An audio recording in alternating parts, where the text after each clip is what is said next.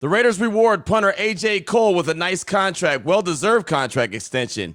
Who else should they be considering? That plus more on Tuesday's edition of the Locked On Raiders podcast for May 27th, 2025.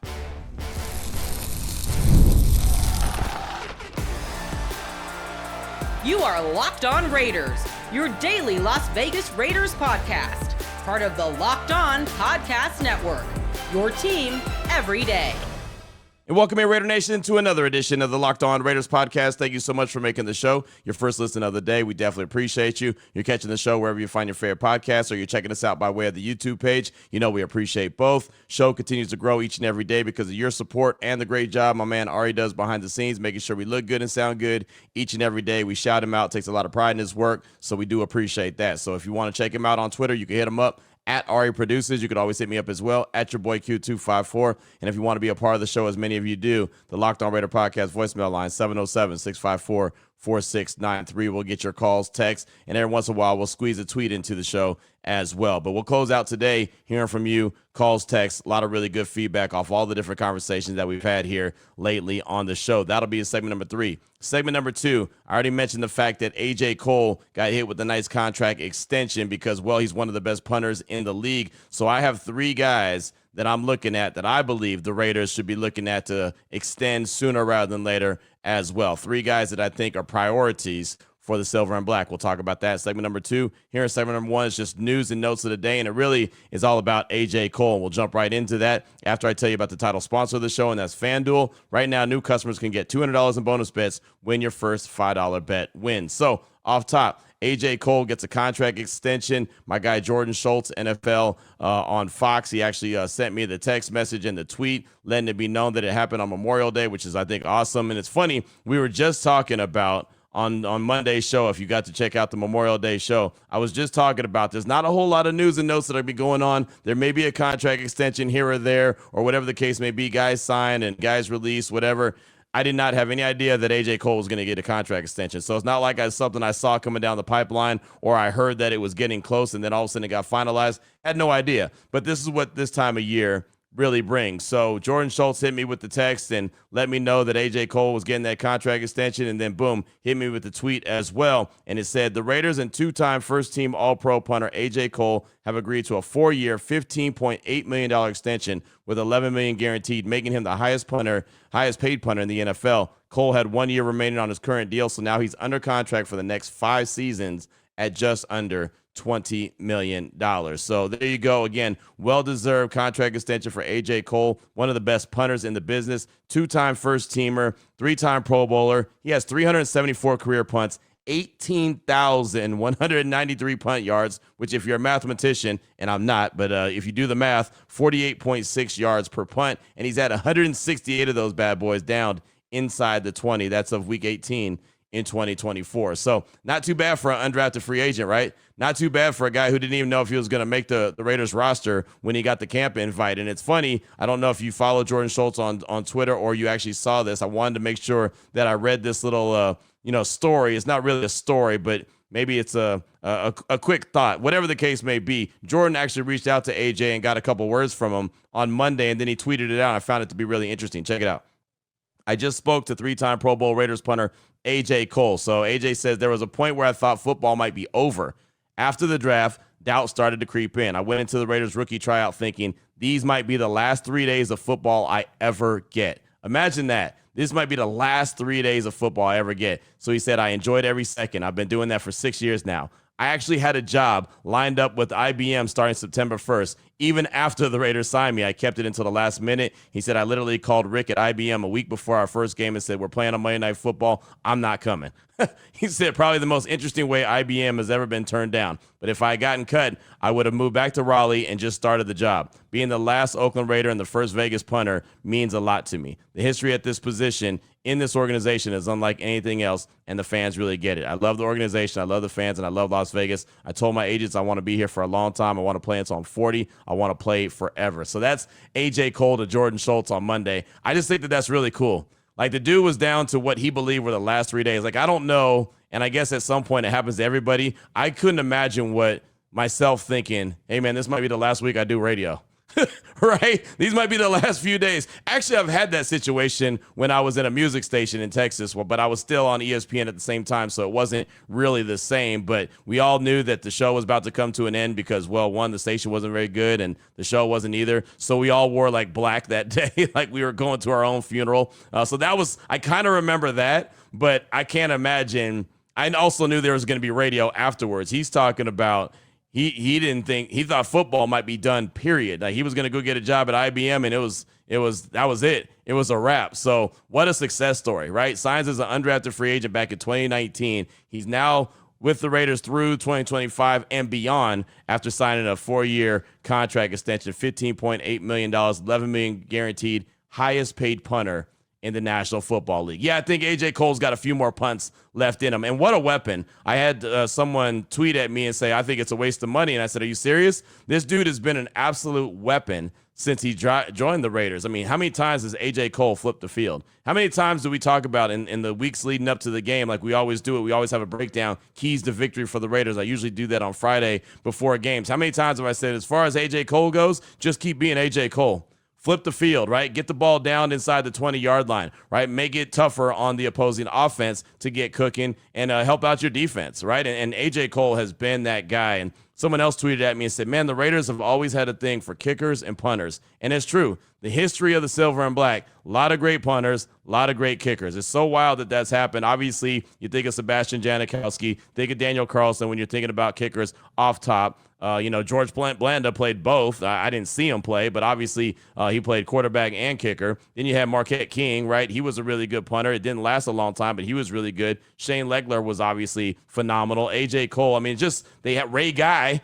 It's the award, right? It's the award is the Ray Guy Award. So, I mean, it's wild to think about the history of the Raiders when it comes to the kicking game and the fact that they've had so many really good kickers in the history of their team. It's wild to think, but it's just one of those positions. They're really good at getting them. Like the Packers always seem to have a quarterback right there, right? They go from Brett Favre to Aaron Rodgers to Jordan Love. Seems like they always have a quarterback lined up, which you want to have that. Seems like the Raiders always have some kind of kicker lined up. If it's a punter or a kicker or a combination of the two, they have that. But hats off to A.J. Cole. Not only is he a great player, great dude, right? Just a great guy in general. He always makes time to talk to us. There's only been like one time that he was super frustrated where it's just about like he didn't want to talk to us at all. That was after the game last year in 2024 where he had a couple punts blocked. So obviously you understand those situations, but for the most part, man, this dude is always, joking around, has a good smile on his face, likes to keep a lot of people loose. Him and Daniel Carlson obviously are a great 1-2 punch. So a well-deserved contract extension for A.J. Cole. He's been doing some great things ever since he was signed in 2019. So who else should the Raiders be looking at to give a contract extension? I'll give you 3 guys that I believe are key contributors that could be gone after this 2025 season that I think the Raiders would love to extend or should love to extend those guys. We'll talk about that coming up. Segment number 2 of today's Locked On Raiders podcast. Before we get to that, though, I do want to tell you about the title sponsor of the show, and that is FanDuel.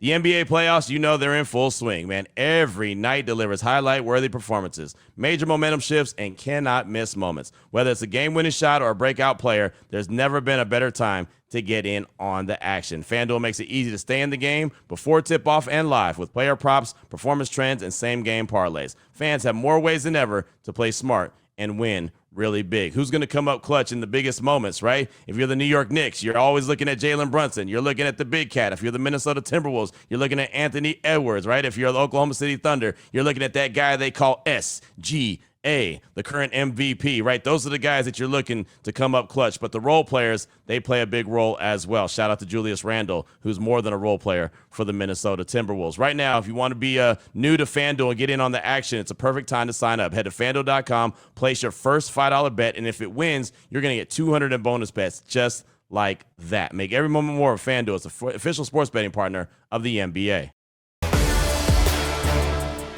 All right, Raider Nation, here we go. Segment number 2 of today's Locked On Raiders podcast. Since the Raiders went and rewarded A.J. Cole with a nice contract extension, 4-year, $15.8 million, $11 million guaranteed. He's actually under contract for the next 5 seasons, just under $20 million. Again, Jordan Schultz with the reporting on that first. Since they did that on Monday, it inspired me to say, all right, well, who else should the Raiders be looking to extend? Who else would I like to see them take care of sooner rather than later? And I picked out 3 guys, and there's a laundry list of guys that are going to be free agents in 2026. But there's 3 guys that I believe are key guys that the Raiders need to look at. And since A.J. Cole was the guy we were talking about in segment number 1, the punter, I've got to look at his running mate. His running mate, Daniel Carlson, the kicker. Yeah, that's right. Daniel Carlson. He's been phenomenal. If you remember, Carlson was a 5th-round pick in 2018, but not by the Raiders, by the Vikings. Remember, he was cut. So the Raiders picked him up. That's when John Gruden picked him up. He signed as an unrestricted free agent,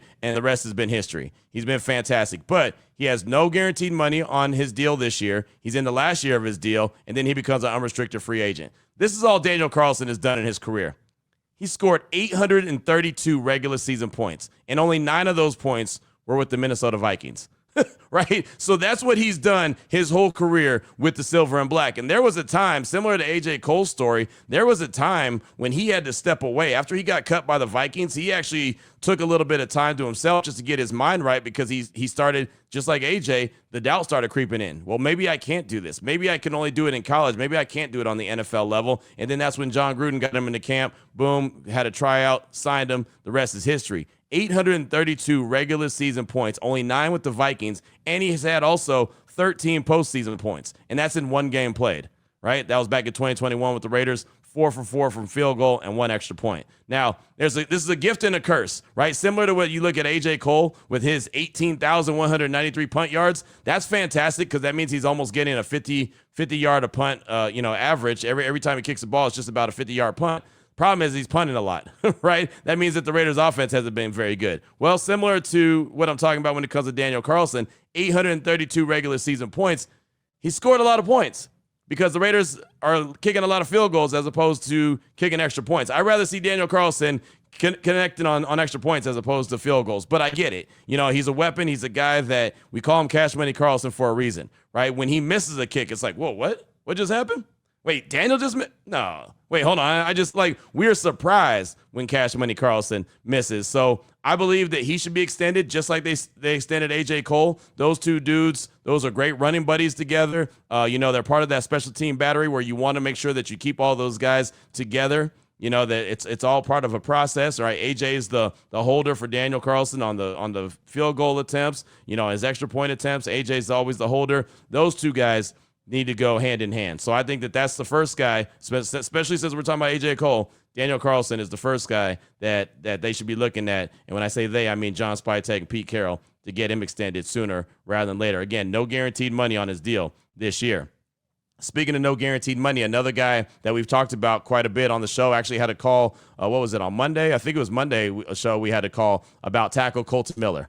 Right, he's 29 years old. He's been the Raiders starting left tackle since he was drafted in the first round back in 2018, number 15 overall. No guaranteed money on his deal last year. No guaranteed money on his deal this year, right? And then at the end of this year, he'll be an unrestricted free agent. This dude, I know he hasn't been, Trent Williams. He hasn't been the best left tackle in football. I'm not going to sit there and try to, blow smoke up your backside and try to sell you a bill of goods like that. But the dude's been consistently consistent.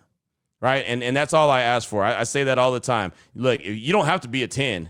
You just don't. You can be a 7, but just give me a consistent 7. Don't give me a 10 one year, then give me a 9, then give me a 5, then give me a 4. You know what I mean? Like, give me what you're going to be. Tell me who you are all the time. Colton Miller, if at the worst, he's a 7 consistently. I know he didn't get off to a very good start last year. That's because he was rehabbing the shoulders injury that he had, and the comeback from that was very slow. No training camp or anything. But just like we talked about on the call that we got about Colton Miller, he's been at OTAs.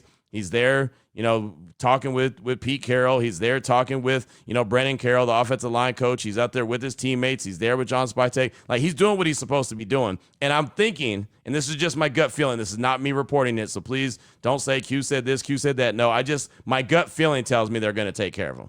My gut feeling tells me something's going to happen sooner rather than later. I know he has no guarantee money on his deal. That's always a big focus. He played with none last year, and he has currently none right now. So either they're going to do something to extend him, turn his current base salary into maybe the signing bonus, or however they do the gymnastics. And it's pretty easy for these teams to do gymnastics with the money however they want to. I think that they get Colton Miller taken care of, but I think they need to. Why do they need to? Because they don't need to have more questions on the offensive line when we're already talking about the expectations for Ashton Jeanty and how great we think he's going to be. And then we also say, well, is the offensive line really built for that? Well, you know what? No need to put another hole in the offensive line. You have Colton Miller at the left tackle spot. You got JPJ at the center spot, and you got DJ Glaze at the right tackle. So fill out the guards, the left guard and the right guard, and be good, right? Start to gel, start to come together. Don't create another hole. That wouldn't make any sense, right? So I just think for continuity's sake, for the next chapter of Raider football that starts with Ashton Jeanty, with Geno Smith, you've got to have a solid offensive line. So Colton Miller is going to be that anchor of it at that left tackle position. So I feel like they need to take care of him as well. And one more guy that I'm looking at, and this is a guy that is my namesake, even though he spells it a little differently, wide receiver Jakobi Meyers. He's been with the Raiders for the last couple years. He's got, actually, it's funny, if you look at his contract, he actually has 2 more years on his deal, but they're void years, right? So you know what that is. They just do those void years so they can, make the math work as far as the salary cap and how they're trying to structure it. Those void years mean nothing. And so he's going to be a unrestricted free agent following the season. This is his 3rd year with the Silver and Black. So far, all he's done in the 2 seasons previous, 158 catches, 1,834 yards, and 12 touchdowns. And those numbers would probably be bigger, but remember, he had some guy named Devontae Adams that was across from the first year. Kind of a good wide receiver. I know everything didn't play out very well for Devontae and the Raiders or Raider Nation in year 2 with Jakobi and Devontae, but the first year that those two were with each other, they played really well off each other. And Jacoby's always the guy that's willing to do the dirty stuff. Like the things that Devontae didn't do well, Jakobi does great. Blocking, right? Getting in there, doing the dirty stuff. He doesn't mind doing that. He doesn't mind being the team player, where Devontae was catch the ball, score touchdowns, this, that, and the other, be a alpha dog when it comes to the wide receiver, which is what he's supposed to do. But Jakobi does a little bit of everything, right? Had his first 1,000-yard season last year. He's never seen, complaining. You'll never hear him complaining about the current situation of the team, the fact that, they're on a 10-game losing streak, the fact that they can't get a quarterback to be consistently throwing the ball. Like, nothing. You can't get a run game. There's coaching turnover, this, that, and the other. He's always that guy in the locker room. It's like, man, we just got to keep doing what we're doing. Right? I'm here fighting for my brothers, man. You guys don't know what my brothers are doing. Like, there's so many times that we've had conversations in the locker room. This is another reason I really respect him, and I love the fact that we get an opportunity to be into the locker room, especially after games or after certain practices, and just catching up for even a couple minutes. He's not a guy that's going to have big, long conversations, but he's just always so genuine about it. And just the fact that, man, I'm trying to help my brothers achieve their goals. I'm trying to help achieve my goal, and I'm trying to do everything that the team asked me to do. And that's all he'll do. He'll put his head down. He'll go to work. And I've had an opportunity to catch up with his pops and meet his pops at Allegiant Stadium at the Torch, and it's great. I always get a big smile on my face when I see him. Really good dude, so I know where Jakobi gets it from. But that's I asked him. I said, how does he not get down? Why does he not get frustrated? He said, man, that's just not who he is. He's just not that dude. He just will go to work. He won't make a big fuss about it. He'll just, basically, like Max Crosby said, more is needed. More is required.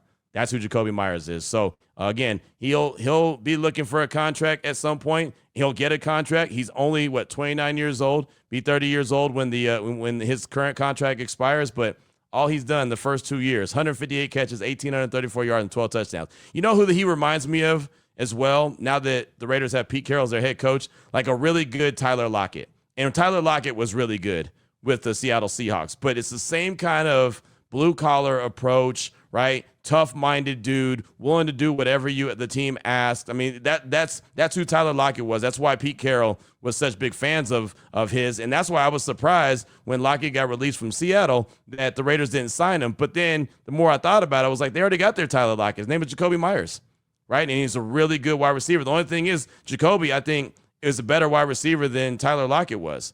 I mean, Jacoby's always been good, right? And then last year, he had a 0.0 drop rate? Yeah, meaning he didn't put any balls that were catchable on the ground. Just didn't. And believe me, they weren't all pretty passes, but he still finds ways to get it done. So those are the 3 guys that if I'm the Raiders, if I'm John Spytek and Pete Carroll, I'm sitting down right now in a slower time of year, even though there's some OTAs coming up this week, and I'll tell you more about them coming up tomorrow and on Thursday's show as well. But I'm sitting down thinking, Carlson, Miller, Meyers. Sounds like a really good law firm, right? Well, it is. It's a law firm of guys that should be extended by the Silver and Black. Kicker Daniel Carlson, tackle Colton Miller, wide receiver Jacoby Myers. Who are you looking at? Who do you think that the Raiders need to extend? Or maybe there's not a guy. Maybe you say, you know what, Q, let these guys play this year out, and the Raiders will have the first crack at re-signing their guys before free agency opens up. Maybe it's a prove-it year, since it is a new staff, a new GM, and maybe they need to see a little bit more. But with those three guys I pointed out, I think the proof is already out there. I think the film says everything that Pete Carroll and John Spytek need to know about those dudes. Daniel Carlson, Colton Miller, and Jacoby Myers. What says you? 707-654-4693. Segment number 3, your calls and texts. We'll close out the show. We'll do that next here on today's edition of the Locked On Raiders podcast.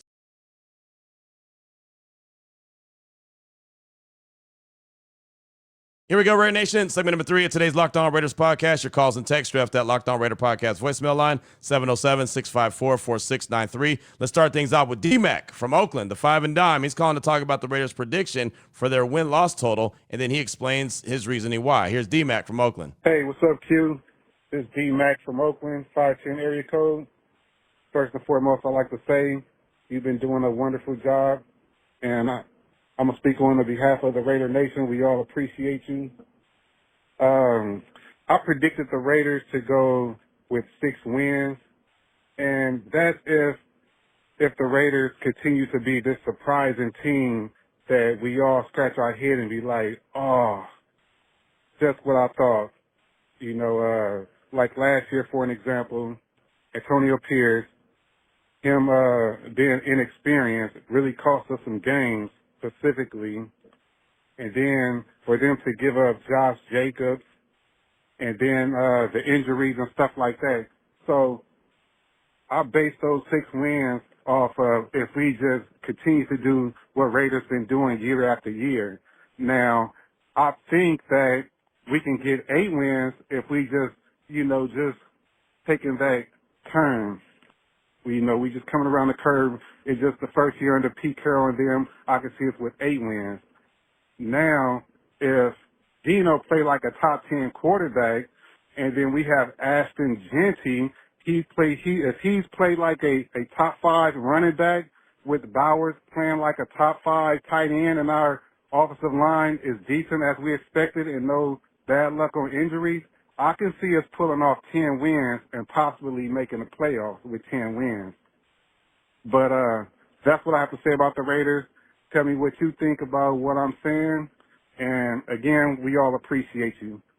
Later. D-Mac, thanks for the call. 6 wins if the Raiders just keep being the Raiders. All right, okay, I can see that. Up to 8 if the Raiders take the positive steps under Pete Carroll. That's basically what I've been predicting. The 8 wins, double what they did last year. And then I like how D-Mac takes it to another level. Well, maybe 10 if they really start to pick things up. They really, start to play good complementary football. They don't get hit with the injury bug. A couple balls bounce their way. Yeah, I mean, anything's possible. But I think I like where you're at. You have 6 wins if they just do what they normally do, what we're used to seeing the Raiders do. But if they really take that step under Pete Carroll, that at least I believe, then you're there comfortable with 8 wins. I think that's fair. You get to 8 wins, everything else is gravy.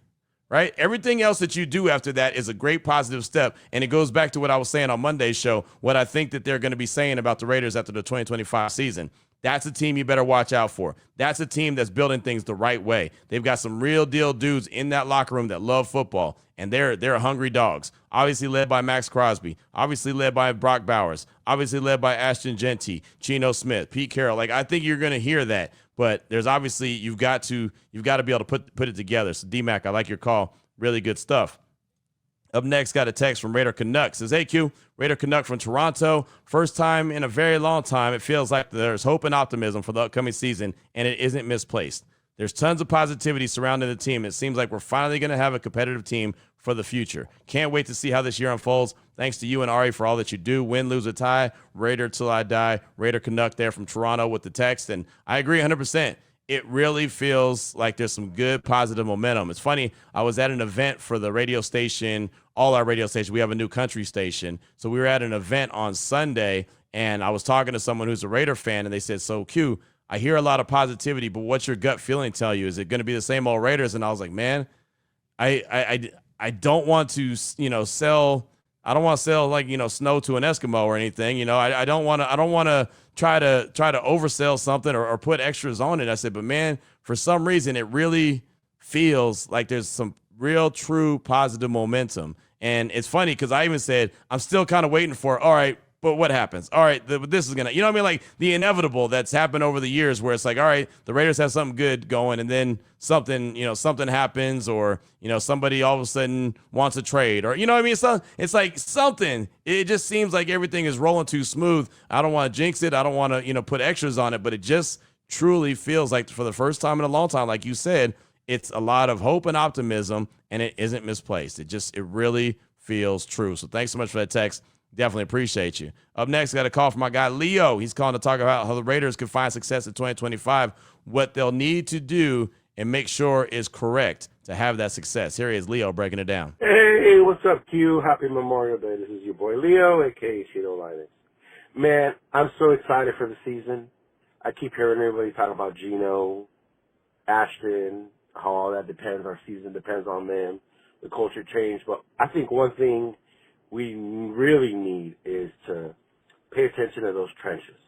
I think our success really relies heavily on how this offensive line can protect Geno, can create run lanes for Genti. We used that number 6 pick hoping he was going to make a big difference. If we can't open up those holes for him, give Geno time, adding those 2 guys to our team ain't going to make much difference. So it's such a huge focus on me in those trenches on the offensive line and also on the defensive line. The rumors about Christian Wilkins make me a little nervous, I want to stay positive, but we saw what happens once our line starts getting injured. There's not much behind it. And with the weak linebacking core behind them, a questionable secondary, that defensive front is going to be so important on making sure we remain successful. But anyway, Q, just wanted to say, appreciate everything you do. I tap in every day. Much love, as always. And as always, Raiders. Leo, thanks for the call. It's great to hear from you, brother. The trenches, and the trenches. The trenches will be the key on both sides of the ball, offensively and defensively. And I think that you hit it on the head when you said the depth. That's something that I don't think is being talked about enough. If there's something that, if we're looking for something that could really hurt the Raiders, it's if they get hit with the injury bug like they did last year. They get hit with the injury bug again, it could be Rap City early just because the depth is not there. They just haven't had enough successful drafts where they have plenty of depth. They just don't have it. So immediately last year, they got hit with Malcolm Kuntz. He was out. Christian Wilkins went out after about 5 games. Max Crosby made it through 12 games, right? You lost Marcus Epps early in the season. Jacorian Bennett ended up on IR. These are all guys on defense. Nate Hobbs missed a big chunk of change, right? Some time, right? Divine Diablo was out for some time, right? I mean, all these guys, Jack Jones was banged up. So if they start getting hit with the injury bug, they could be in trouble. But normally, and I'm not a big analytics guy, I think everyone knows that, but normally the numbers play itself out where if you're hit with the injury bug massively one year, the next year it's not as bad. It normally works out that way. If you win a lot of one-score games one year, the next year you're not going to win a lot of those. If you don't win very many of them, you can bounce back and win. So it just, again, I'm not deep on analytics. We all know that. Mathematician, am not who I'm ever going to try to be, but that's just kind of how the numbers play out sometimes, or most of the time. So thanks so much for that call. Definitely appreciate you. Up next, got a text from Raider Jason in the 304. Howdy, Q. Raider Jason from the 304. Happy Memorial Day. I wanted to comment on the schedule conspiracy. It's splitting hairs. Other than the short week at Denver, I thought they had a balanced schedule. The bye week is in the middle, week 8, and late, there are a lot of West Coast games. You identified a favorable stretch. In short, it's a grind with 17 games. All teams are in the same boat. The healthiest teams will be in the mix at the end of the year. Hopefully we are healthy this year and can make a push. As always, love the show. Just win, baby. Go Raiders. That's Jason in 304. I don't know if I've told this story on this show before. I might have, but if I did, my bad. I'll just do it again real quickly. Every time I see Raider Jason in 304, I must have told this story already. I go back to one of my early episodes with Joe Fortenbaugh on ESPN Radio on Joe and Q, and we were talking about where Kevin Durant's going to be playing next year. And so I was trying to be all cool with my analyzation, like breaking it down. I said, well, he's going to get a call, and it's going to be from the 304. And he better pick up that number because that's going to be Pat Riley on the other end. They're going to have him in South Beach for the Miami Heat. Well, as you know, Jason, 304 is not Miami. And now I know 304 is West Virginia. So my guy Cam, who's my producer, he popped on. He goes, I think 304 is West Virginia, isn't it? I was like, no, I think it's Miami. Knowing that Brother Marquise in the 305 is in Miami. So I, of all people, I'm a Pitbull guy too, Mr. 305. I have no reason to get that wrong, but I did. So now they made a promo out of it, and it plays on ESPN all the time. So it's like, oh, he's got me sounding so cool. Like, I'm sounding smooth, right? I'm sounding like, man, this dude knows everything he's saying. Yeah, not so much. Not so much when it came to the area code, Mr. 304 as opposed to Mr. 305. But anyway, so that's funny when I see that. And I agree with you on the schedule thing. I lose focus when I see the 304. All I can think about is KD going to West Virginia. But it's funny. There's a guy who tweets in now, and every time he hears that promo run, he's like, I love it when Q's representing the 304, man. It's awesome. We need a basketball team here in West Virginia outside the college. So I think that's awesome. It's fun. I mean, sometimes you got to laugh at yourself, right? So, yeah, definitely laughing at myself when it comes to that one. But Raider Jason, thanks so much for that text, my man. Definitely appreciate you. Health is always going to be one of the biggest keys. There's no doubt about that. Up next, I just got time for a couple more. I believe it's from Eagle Fang Raider. Name got a little muffled at the beginning, but he's calling to talk about an element of the game that will happen. And based off what happens, he'll learn a lot about this Raiders team. Here's, I believe, Eagle Fang Raider. I'm not too sure. Hey, Q, Eagle Fang Raider. One thing that has me so excited about this season is I want to see how the team responds to adversity when they start facing it. You know, a loss here or when you're down in a game. I want to see if these players can handle that and manage it. Carroll, Chip Kelly, Patrick Graham, how does that all come about? That's one of the most things I'm excited to see because it seems like we're building something really, really good. And if they can just respond to it, it's not always going to be perfect. It's not always going to be great. But if they can respond to it, as things are headed like everybody thinks they are, especially me, then I will be a really happy Raider fan this year.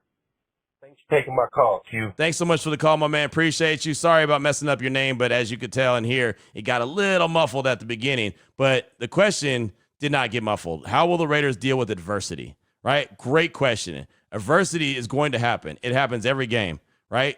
Will they allow one mistake, one busted coverage, one missed tackle, one drop ball? Will it make them drop their heads and then start doubting themselves? One missed field goal attempt or whatever the case may be, right? Adversity is going to hit. It always does. That's why I love football so much because it's like life. Like, you know that adversity is on the way. When they snap the ball and they kick it off to start the game, at some point adversity is going to hit. How does that team, whoever's playing, and obviously we're talking about the Raiders, so how do the Raiders deal with it? A lot of times they don't deal with adversity well, right? Will they get called for a penalty that we all might think is a bad call? Will Max Crosby get hit with a late penalty or, or whatever, roughing the quarterback when it shouldn't be roughing? You know what I mean? Like, there's always going to be something. You can't allow it to snowball. On the other side of that, and I'm glad you brought this up, on the other side of that, how will they deal with success, right? Because if they are successful like we do believe, and say they win, like they beat the Commanders week 3, do they all of a sudden play really well after that? Do they start feeling themselves too much and then all of a sudden they take that L? I always go back to that Carolina Panther game last year, right? They go into Baltimore week 2. They find a way to get that victory. Everyone nationally is talking about the Raiders. Watch out for the Raiders. They got a favorable game now. They're going up against the Panthers. They showed up to the stadium. They were all feeling themselves. Look, and I said it after the game. Devontae Adams, Christian Wilkins, and Max Crosby were all wearing the same outfit. Same outfit that day. It looked like they were going to the club afterwards. And I don't know that for a fact. I'm not saying that that's where they were going, but they all had the same matching like shirt and short set. They were just different colors. Like Max's might have been light blue and Christian's I think was pink and Devontae's was like green or some. I was like, man, it looked like Bell Biv DeVoe's walking out of here, right? So I just feel like that they, as a team, all felt like they were going to show up to the stadium and just walk out of there with the dub. They weren't ready for another NFL team to be on the other side of things that, oh, by the way, they wanted to stop the bleeding because they weren't very good. They just benched their quarterback. So they got punched in the mouth, didn't see it coming, right? And so it's just that's what Pete Carroll can't allow to happen. And I'm not saying that because Max and Christian and Devontae were dressed the same, that they were just expecting a victory, but it was just the perception. It was just what it kind of felt like when you saw the way that those guys were walking into the locker room, they were walking out of the locker room. It just seemed like that they all expected an easy dub. And well, easy dubs aren't going to come to the league. That you just don't get easy dubs. So, Pete Carroll is going to always have to keep them grounded. So when they do have success, how do they deal with it? And on the flip side of things, like you mentioned, how they have adversity, how do they handle adversity is going to tell you a lot about this team as well. We'll close out with a text from Darth Raider. It says, Q, Darth Raider here, been a fan since the Raider Hater Station 95.7.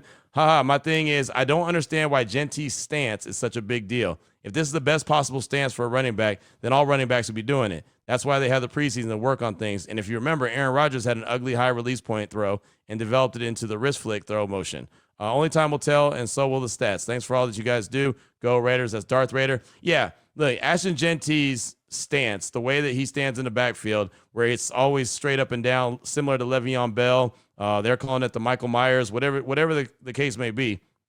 That's what he's always done, and he's obviously been very successful. Chip Kelly, as an offensive coordinator, is saying, hey, I want you to switch your stance. I think you need to be this way. You need to be, in mode to go, to pounce. And he has a really good point. And the way that Chip Kelly sold it to him was, do you play basketball? And Ashton said, yeah, I play basketball. All right, how would you guard me? And so Ashton, crept over and got into a defensive stance. He said, yeah, exactly. That's why you need to always be in that. You wouldn't be standing straight up trying to guard me, so you shouldn't be standing straight up and then all of a sudden try to take off and accelerate. Look, the NFL is not the Mountain West. The NFL is not college football. So I'm with you. Them trying a new stance with him right now and getting him to get comfortable with it, understand the why to it, makes a lot of sense. And, if it doesn't work out, or if he sees that it's just not working and he's uncomfortable or he's got missteps or whatever the case may be, there's still plenty of time to go back to it. So I think right now, if you're going to tinker with anything, tinker with it right now when it's the end of May, not when it's, preparing for week 1